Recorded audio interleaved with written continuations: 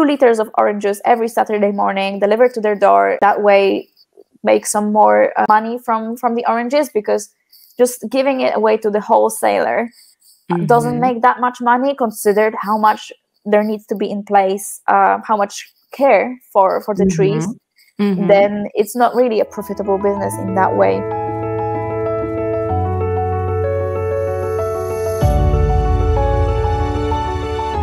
Hello everyone, my name is Vesna and welcome to a new episode of podcast Ruralizator. Here we share stories of those who have decided to move from cities to the countryside. If you enjoy my channel, please subscribe, like and share. My guest today is inspiring young lady Marta Maleta, who hails from Poland, lived 4 years in London, and later on decides on a new life adventure. She decided to move to the countryside in Spain. She's yoga instructor, content creator, planning to produce oranges and many other things. The rest you will hear from her. Marta, welcome, and thank you for agreeing to share your story with us today. Hi, really nice opportunity to be here today, and thank you so much for reaching out. Can't wait to hear your stories, and I think audience as well. Would you like to introduce yourself in short lines? Yeah, so my name is Marta Maleta. I'm 30 years old and I'm from Poland. And for the past 3 years, I've been living in Spain, currently in Pego, and I feel like I'm here to stay. And before that, I lived in London for a couple of years. And in the pandemic, I decided that this is not a place for me anymore. And I would like to just simplify things and start enjoying life more in the nature rather than in a big city. Once you dreamed of living in London and in the end you made it happen. How have your aspirations changed over time? So when I left, I was only 23, so I was just hungry for gaining work experience and, just see the big city life. I'm from Warsaw, but London is like another dimension of like big city life and events and what it offers.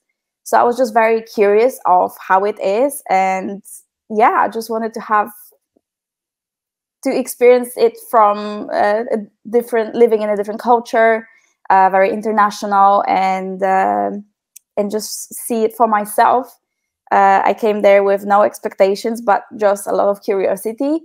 And when I was there, I really enjoyed it. But everything changed when we got locked down and put back into our apartments, and it wasn't so cool anymore. And what would be the turning point that made you say, I absolutely want to live surrounded by nature? So that kind of happened when I was already there in Spain. I moved with the idea that I'm taking my remote job with me, and I just want to be closer to all the things that I was traveling for. So I always loved, going to like Croatia or Spain or Morocco to be out in the nature, in the mountains. And being in Spain, being able to also work remotely, so have that stable income, made me realize that, I don't have to travel when I have all these amazing nature features next door. So, sea, mountains, lakes, forests, everything is just a short ride away. And how long did you plan your relocation to Pego, right? Is the name? Yes, so the town is called Pego. And back in February, I bought a place that is just outside of Pego, my off-grid project. And back then I was living close to Altea, and I just felt like I want to be close to the project. So because traveling back and forth is like 2 hours, and that time obviously can't get it back. So I felt like if I can work remotely, I could as well move to Pego. And I'm coming every now and then to the office that is like in a neighboring town to Altea. And yeah, so the move in February, bought the place and moved in July. So it was a couple of months when I started also trying to build some sort of community around me being a yoga teacher as well. I started doing classes and also pushed myself to be in Pego more often. So I already started making some connections. And that felt like, it's a lot of effort to travel there to do the class and then come back or stay on the finca. So I felt like maybe we can just, cut that travel and move there. So that the idea that really pushed me to moving to Pego was doing the yoga classes. And I think that was between May and July, traveling back there for a few times a week. And and then finding the place to rent, because now I'm not able to live in a house yet. So I rent an apartment that is just 5-minute drive from the house, the project, and it works for me very well now. Wow. So I see it kind of went a bit spontaneously, that transition, right? Step by step, you didn't force yourself. Yeah, I mean, for me, it's quite easy to move because living in London just got me used to, in 4 years, I think I moved around 7 or 8 times. So for me, it's just like, put everything in cardboard boxes and just go to another place. I don't really get attached to places like I did get attached to the house. And that's kind of like a new experience, new feeling for me. Nice. So moving around became your lifestyle at one point. Yes. It made me much less attached to things. Like, it's so easy for me to just like let go. And every time I buy something, I'm just thinking, do I really want to move with this? Because always in the back of my head, there is this thought, I'll be moving again soon. And so far that's how life was. So obviously I'll be learning like how to feel settled as we continue with the project. I'm sure you will. Sorry for changing the topic, but now I noticed we have similar. Yeah, it's stripy team. It's so funny because I'm wearing a woolly jumper and it's like only 20 degrees now, which I consider now cold, and I have some throat infection. So after 3 years, my body finally adjusted to the climate, and I'm like Spanish people, and it's like 15 degrees, and we're already in puffer jackets. So it is funny. But I think also in other places in the world, the climate changed, so you don't know what to wear which day. Exactly. In the morning it's freezing, and in the afternoon you can wear shorts and like go to the beach. So it's very unexpected. But people say that it's actually warmer now around Pego than it usually is that time of the year. So I'm not complaining. It's good. Oh, great. Have you ever regretted making such a bold change? Actually, I'm trying to like have a mindset that I don't regret any decision that I took, because it made me arrive here where I am today. So it's either a lesson or some sort of gain. So I appreciate every stage of my life, and I'm super happy where I am right now. And always looking for the positives in every situation. So I don't regret it. There were difficult moments, of course, but it's always like there was always some learning and some like step. It was just a step into getting where I am today. Wow. I love your mindset. I'm your fan. Thank you. That doesn't mean that I didn't cry in the process. Okay. Yeah. So it's like Spanish bureaucracy. Like right after you move, this is like a big hurdle for a lot of people and a difficult process. But once you have that done, which you always have to, set up a bank account once, get your like documents sorted once, and after that you can forget about it and start living the Spanish way. But the beginning is always a bit of a difficult time, and then you get your second thoughts, like, is it really the right thing to do? Yeah. But you would ask that yourself anywhere, every day. Yeah. When you move countries, it's always the same way of, just beginning a life to set yourself up. Like if you stay in your home country, somehow all these things already exist for you since you're like a child or young adult. But it's different when you need to talk in Spanish, doing bureaucracy. Of course. Are they open to speak English in official institutions? So it's very random. Some people speak a bit of English, but obviously there you can feel that there is a bit of resistance, and I really understand that, because in this area I am in Comunidad Valencia. There's also they have their own language, Valenciano. So Castellano, which is like the Spanish, as we say, that's already like a step down. But well, a step down. But English, it's usually quite difficult. But you know, if you want to become a part of community, you just really have to step in and learn the language. I think you're really open to that. You're putting a lot of effort. Yes, I was always somehow obsessed with Spanish. As a teenager, I went to like a special profile in my high school where I would have to choose like subjects that I didn't really like, just to be able to have Spanish. So yeah, that was like my first commitment to learn the language. And yeah, so that was really good, and I'm really happy that I can do, you know, like meet some people and just really push myself into using Spanish every day, because that's really for me the way to learn and become fluent in the language. Yeah, it's definitely the best way how to start and become better after the day. Because in the books you learn only like it's not like the daily, like very informal way of using the language. So with the locals you can really learn how they speak, and then, you know, you sound like a person, not like a robot in a way. Yeah, that's important. Okay, could you share with us what you're currently engaged in and how your day-to-day life looks like?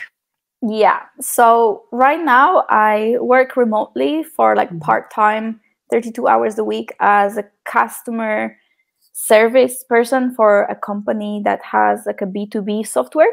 And that's a position that is remote. Sometimes I go to the office, but that's usually once a month. And also 3 times a week I teach yoga in Pego in person, and that way I met quite a lot of people. So that's very, very nice to have some sort of like regulars coming and be a part of that expat community here in Pego. And in my free time I make YouTube vlogs where I just document the project of building the house.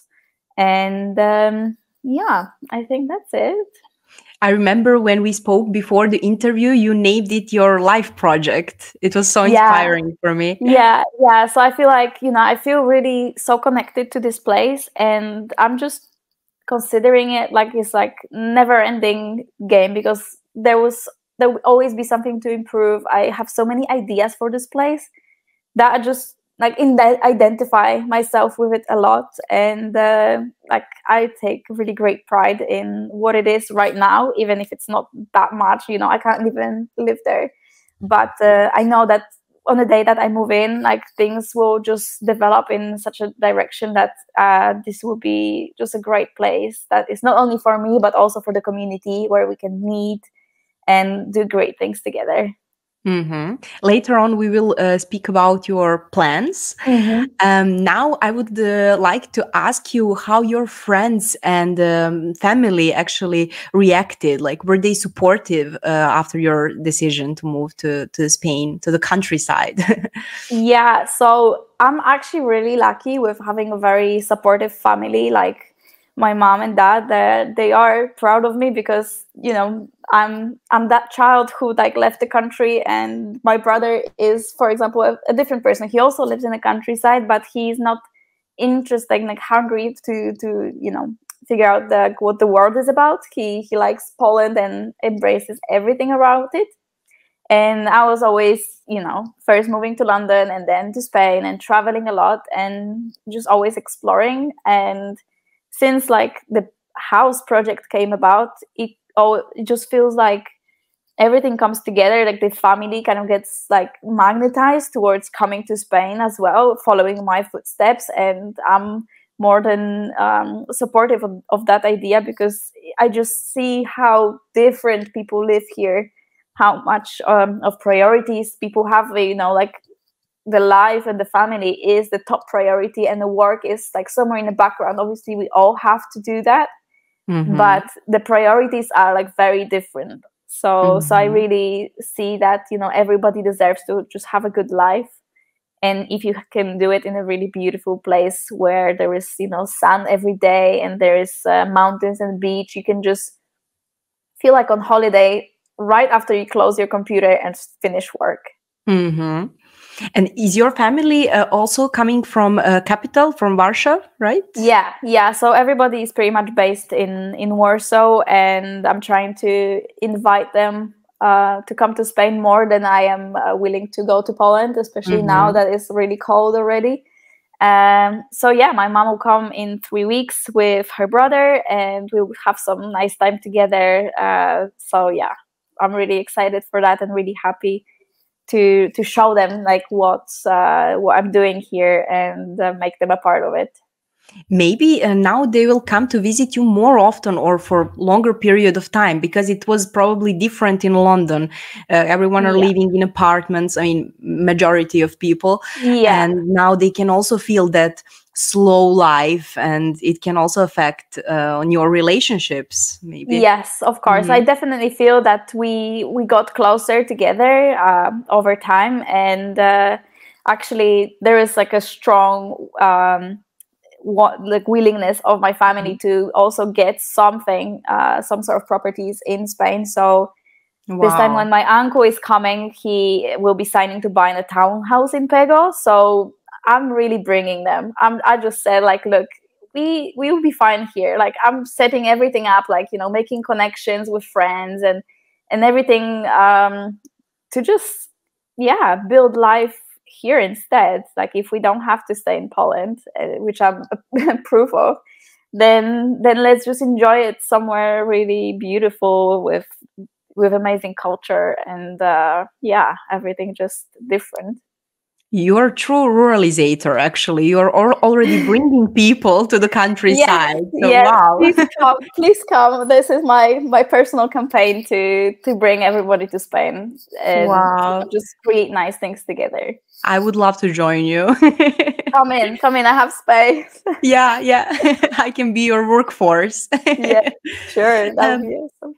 We spoke also about that. You said you own 350 orange trees. How are you planning to manage it, the production? How will you find the workforce? So the way it works here, because Comunidad Valenciana is known for the orange plantations and growing oranges for the rest of the country and also Europe, that there is a lot of businesses that you just sign an agreement with, and they, for a certain amount of kilograms they pick. So the way it works, you sign that contract, and when the oranges are ready, they come with their own workers, the boxes for the oranges, they pick it and they bring it to the, like a wholesale place, you call it here, cooperativa. And they just bring it their way, and you get paid for what they picked. And that's the way how you're planning to distribute them. Because there are so many trees, I'm not sure. I'm just doing it for the first time this year, so I feel like this is the most reliable way to do it. But I also want to try to sell some directly.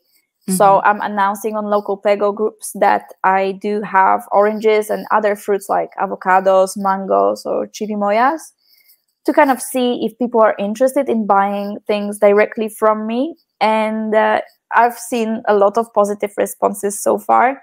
Oranges are not ready yet, but I'm already preparing like the people to be ready to buy them from me. And I want to organize like open days on the finca where people can come, see the whole land, and just see what the project is about, and pick their own oranges and buy them, and also become the friends with the finca and myself to develop that relationship for the years to come. And did you think about Workaway? I think you mentioned it last time.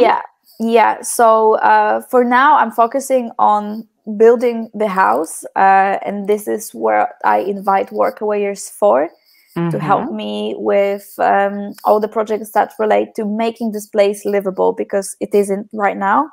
So I have one person helping me with some like little projects, like building stairs or fixing the walls inside of the house. So for now, So I think this year I'm not ready yet to bring more people in for, let's say, orange picking, because they are supposed to be ready around November, December time, and we are at the end of October. So to plan that ahead, I really want to make it like a good experience, take some time off work so we can really just be there and, do everything properly. So this year I'm just trying to make like the least, I just don't want to confuse anybody that I really know what I'm doing, because it's just, so new for me. It's the first harvest.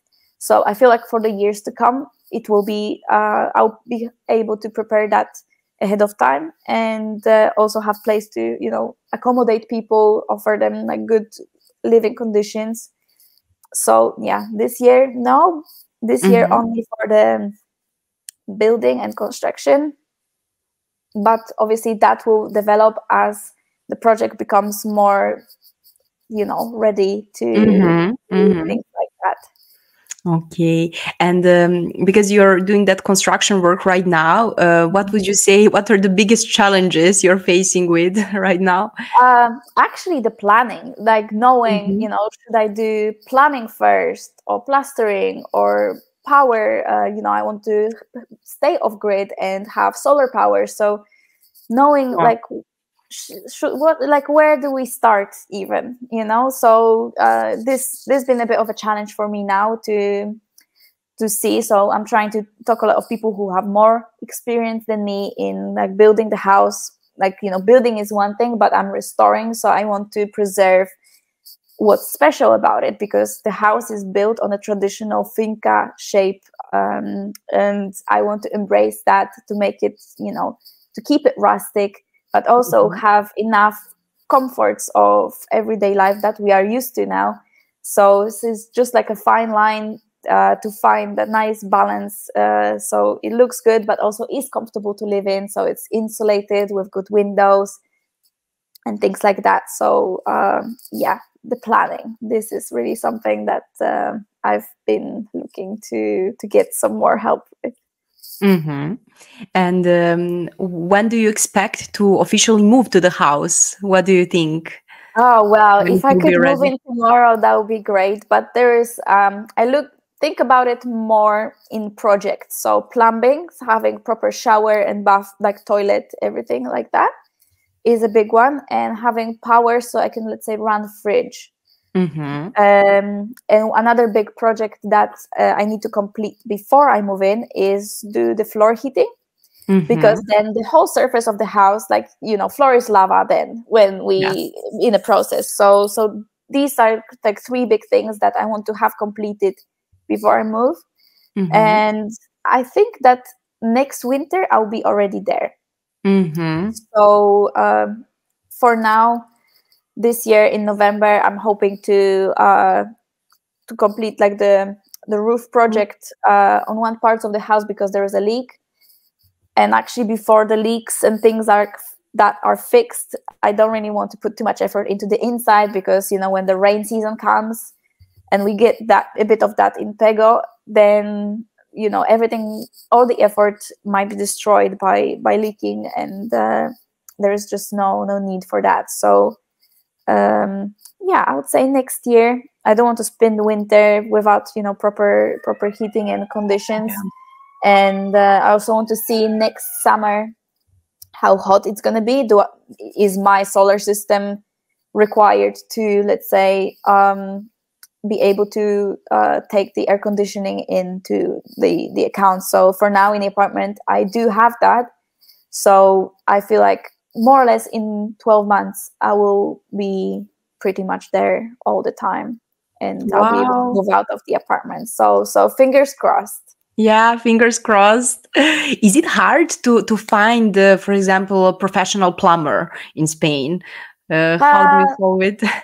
Well, I feel like this is also like a big learning I take from Spain, that instead of businesses just being like really on the internet, people recommend good traders to each other. So for now, I haven't reached out to a plumber yet. Also, I'm considering to bring somebody from Poland because they are really good professionals that work, you know, super well. And yeah, that's all I need, like reliable people, because working with Spanish contractors, seeing experience of my friends who also bought houses like in Altea, it's difficult to find somebody who is reliable and will complete the work on time. Yeah. So I feel like, yeah, I'm more open to working with somebody even from my home country, of somebody who lives here, but also knows like the, let's say, northern standards of how we want to build homes, and we want them to be comfortable, because it just, seeing many places in the process of finding this house, I just realized that many houses are just built on like hopes and promises, and you really just want to make it your own, to feel safe and to have like the reliable systems that work. So you don't have to worry about that when you live there, and you can just be more at peace. And you're a lone woman living there. Do they take you seriously? Were you facing with some kind of discrimination, or everything is equal? How do they react? I feel like everybody is just like smiling, because I'm also approaching everybody with a smile. So, you know, I go to like a local builder's merchant and buy like, I don't know, 5-6 bags of cement every time, like every other day, or some bricks. And they are just like really helpful and handy and always positive. So I don't really see like that experience, and never been a victim of any, like, you know, somebody trying to look down on me. Yeah. So yeah, so far I can't really report on any of that happening. I'm glad to hear that. I would like to ask you, I mean, I'm not sure, are you informed? I know you're planning to produce oranges, but what are the possible ways to earn from agriculture in Spain? Well, I see what people around me are doing. There is a couple of businesses. Yeah, so it's pretty much just like selling the produce, but also I have a friend who lives on the other side of the mountain, who has mango farm, and she's selling everything directly, but she also processes what she's growing. So for example, she's making amazing like the flavored vinegar, for example. So she's doing it. So let's say I could, with the oranges, think about making orange juice with like home delivery, and have some sort of subscription locally, that people get like, I don't know, 2 liters of oranges every Saturday morning delivered to their door, and that way make some more money from the oranges, because just giving it away to the wholesaler doesn't make that much money, considered how much there needs to be in place, how much care for the trees. Then it's not really a profitable business in that way. At least like how I, you know, because I don't do much myself in terms of pruning the trees or giving them the fertilizers or any like spraying. Unfortunately, I can't do the organic growing yet, because I'm just not educated in that regards. But maybe that's the possibility, to get involved in some programs, maybe dotations. I just did not have time to like reach out to places that could help me to change the ways things been done so far with this land. And how are you planning to educate yourself, for example, for organic production, like online, or to contact some agricultural engineers? So I've seen it's almost like a club of people who are in touch with companies that have organic products for agriculture, and I think that's something that really I would prefer to have some in-person experience to see, and, you know, learn how to prune orange tree, how to take care of them, how to recognize if there's any illness. So I learned a bit of that from a person who's helping me with the oranges right now. But that's just like on and off. He's not really an educator. He's just like really passionate about it.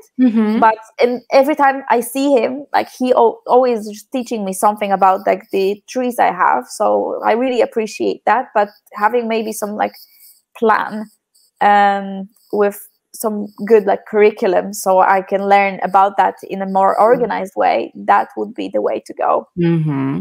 Or some certification institution on something like that. But yeah, for now I've just been like, my big next thing is just being in the house, and the oranges will be there, you know, they not going anywhere. And for now we do it the simplest way, the least amount of effort, because there's so much effort I have to put into the house. I understand you. You mentioned in few lines about your future plans, but could you tell us more about some long-term ones, or what are you planning for now? It can change, of course.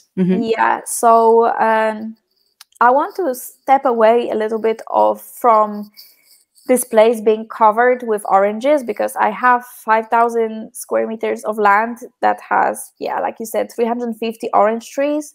But what I want to do is make it a bit more accessible space for like the community and tourists.